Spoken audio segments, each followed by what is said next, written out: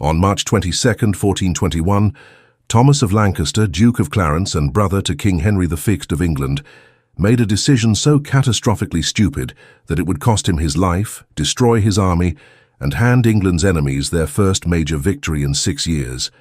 Clarence commanded roughly 4,000 English soldiers, including 1,500 heavy cavalry, the same type of armoured knights who had crushed France at Agincourt just 6 years earlier. Facing him across the bridge at Baugé were approximately 5,000 French and Scottish troops, a combined force that English military doctrine said should be easily defeated by superior English cavalry and longbowmen. But Clarence had a problem. His longbowmen were miles behind, still marching to catch up. His officers urged him to wait for the archers to arrive, to use the tactical combination that had made England invincible. Clarence refused. He was the brother of the greatest warrior king in Europe. He commanded English knights in full plate armour who had never lost a cavalry battle, and he was facing an army that included Scots, whom the English viewed as barely civilized barbarians. Clarence ordered an immediate cavalry charge across the narrow bridge, without infantry support, without archers, without reconnaissance. What happened in the next 2 hours would be one of medieval warfare's most complete reversals, where English arrogance met Scottish rage, where the victors of Agincourt were butchered like animals, and where Clarence himself would die with his skull split open by a Scottish axe, his body so mutilated that it took hours to identify the corpse. To understand why the Battle of Baugé was so significant, you must understand the context of 1421. 6 years earlier, in October 1415, King Henry V of England had achieved what seemed impossible at Agincourt. His exhausted, starving army of 6,000 men, including 5,000 longbowmen, had destroyed a French force of at least 20,000 through superior tactics and French tactical incompetence. The English longbowmen had shot their arrows in such density that French cavalry charges were stopped cold, horses collapsing with multiple arrows in them, knights drowning in mud weighed down by their own armour. The French had lost between 7,000 and 10,000 men, including most of their military nobility. England lost perhaps 500. Agincourt traumatized France, destroyed their military confidence, and made Henry V seem invincible.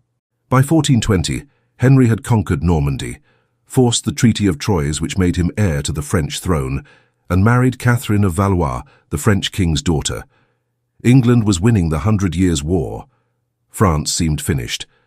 But France had an ally that the English had underestimated: Scotland.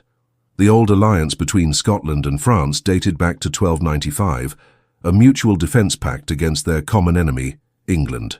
When France was desperate after Agincourt, they called on Scotland for help. In 1419, the Dauphin Charles, the disinherited French prince fighting to reclaim his father's throne, sent urgent requests to Scotland for military aid. The Scots responded enthusiastically because they hated England with a generational passion. English invasions of Scotland had been brutal and constant. Scottish nobles remembered their relatives killed at Falkirk, Halidon Hill and Neville's Cross. They remembered William Wallace being hanged, drawn and quartered. They remembered English armies burning Scottish villages and massacring civilians. When France offered them a chance to kill Englishmen on French soil, thousands of Scottish soldiers volunteered.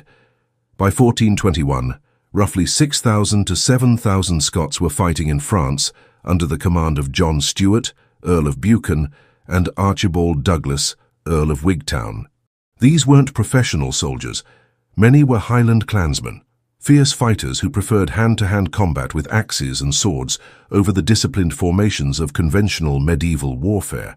The Scottish soldiers at Baugé were motivated by more than just military duty or alliance obligations.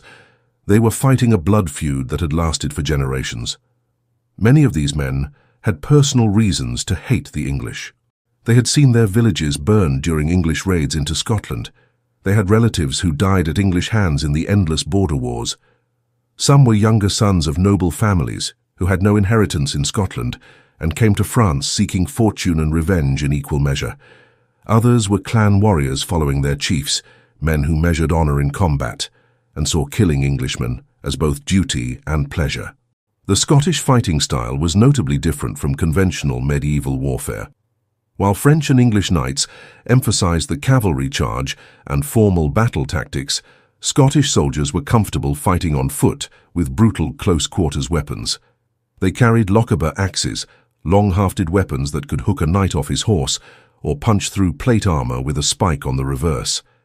They used warhammers and maces designed specifically to crack skulls inside helmets. They fought in loose formations that allowed individual combat skill to shine, rather than the rigid lines of professional armies. This made them unpredictable and terrifying opponents for English cavalry, who expected enemies to break and run when charged. In March 1421, the Duke of Clarence was campaigning in the Loire Valley, trying to suppress Dauphin Charles's forces. Clarence was Henry V's younger brother, ambitious and eager to prove himself as brilliant as the king. He had approximately 4,000 troops, including 1,500 heavy cavalry, and the rest infantry and archers. On March 21st, Clarence received intelligence that a French-Scottish force was nearby at the town of Baugé. The enemy army numbered roughly 5,000, including about 3,000 French troops under the Count of Aumale and 2,000 Scots under Buchan. Clarence decided to attack immediately. His officers pointed out that his army was divided, with the archers and much of the infantry still miles behind after a forced march.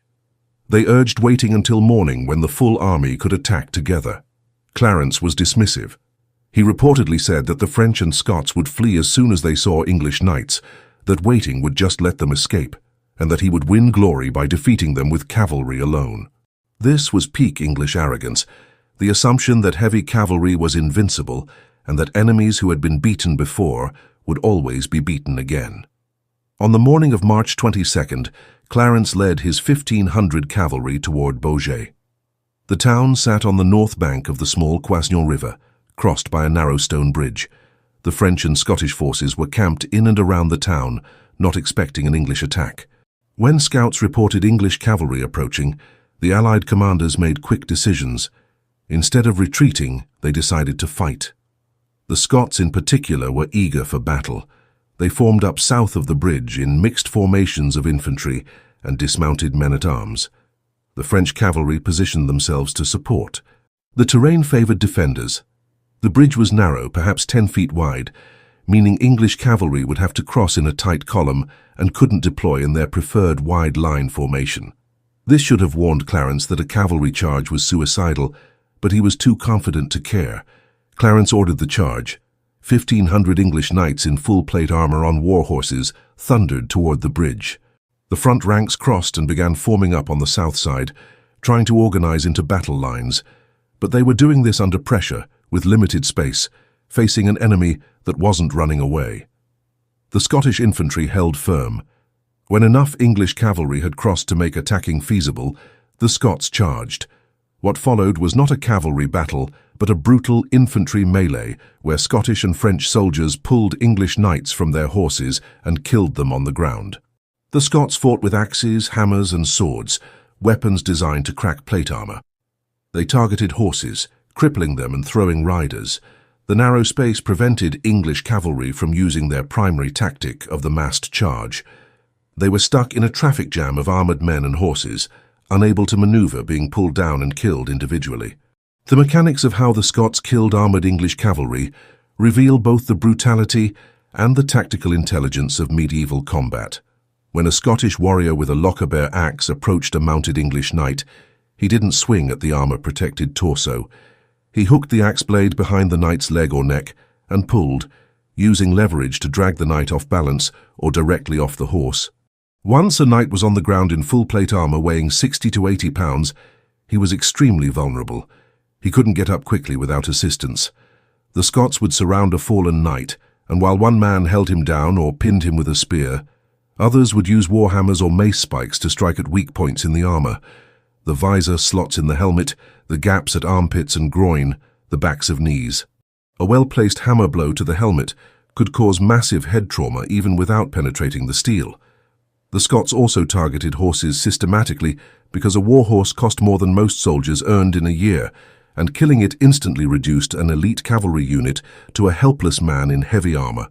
Contemporary accounts describe the sounds of Baugé as nightmarish, the screaming of wounded horses, The metallic clanging of weapons on armor, the shouting in Scots Gaelic and French and English, and the wet, crunching sounds of axes splitting helmets and skulls. This was not glorious warfare. This was industrial-scale butchery in a confined space where English numerical advantages meant nothing, and their armor became a cage they couldn't escape. The Duke of Clarence, fighting at the front, because he believed a commander should lead, became a target. Scottish warriors recognized him by his rich armor and targeted him specifically. Contemporary chronicles describe Clarence being surrounded, his horse being killed or crippled, and him being pulled to the ground.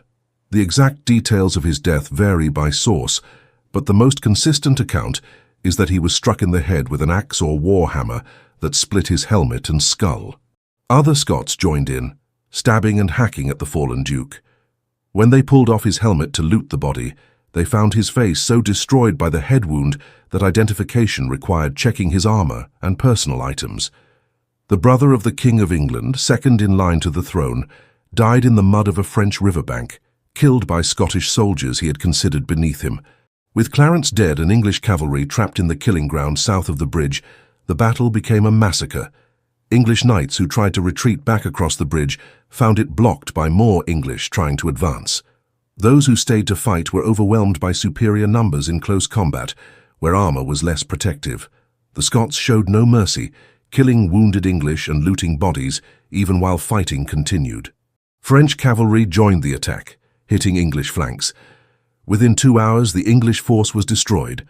Approximately 1,500 to 2,000 English soldiers died, including Clarence and dozens of other nobles and knights. Another 1,000 were captured for ransom, including the Earl of Somerset and Lord Roos. Only a few hundred English escaped. Scottish and French casualties were probably 300 to 500, mostly men wounded in the close quarters fighting. The battlefield was littered with English corpses in expensive armor, their bodies stripped and mutilated, their horses dead beside them. The immediate aftermath of Baugé revealed the complete scale of English disaster. The field south of the bridge was carpeted with dead English knights, their expensive plate armor stripped from corpses by Scottish and French soldiers who had just become wealthy beyond their dreams. A single set of quality plate armor could be sold for more than a craftsman earned in 5 years. The horses alone represented a fortune. Scottish soldiers reportedly sang victory songs while looting, celebrating not just a military triumph, but personal revenge for generations of English oppression. The body of the Duke of Clarence was eventually recovered and prepared for transport back to England, but the condition of the corpse became a matter of hushed horror in contemporary accounts. The blow that killed him had caved in the front of his skull. His face was barely recognizable. His body showed multiple stab wounds from Scottish daggers, finding the gaps in his armor as he lay dying or already dead. English survivors who made it back to their lines described the battle in terms usually reserved for massacres rather than military engagements. They spoke of Scots fighting like demons, laughing while they killed, showing no fear of death. The psychological impact on English forces was profound because Baugé demonstrated that without longbowmen, English heavy cavalry could be destroyed by determined infantry with the right weapons and terrain. The aura of invincibility created at Agincourt was shattered in 2 hours at a river crossing no one had heard of. The strategic consequences of Baugé were immediate. England had lost the king's brother, the second most important military commander in France, along with a significant portion of its military leadership in a single afternoon. King Henry V, campaigning elsewhere, was reportedly devastated when he heard the news. The myth of English invincibility, created at Agincourt, was shattered. The French and Scottish forces were emboldened, proof that English knights could be beaten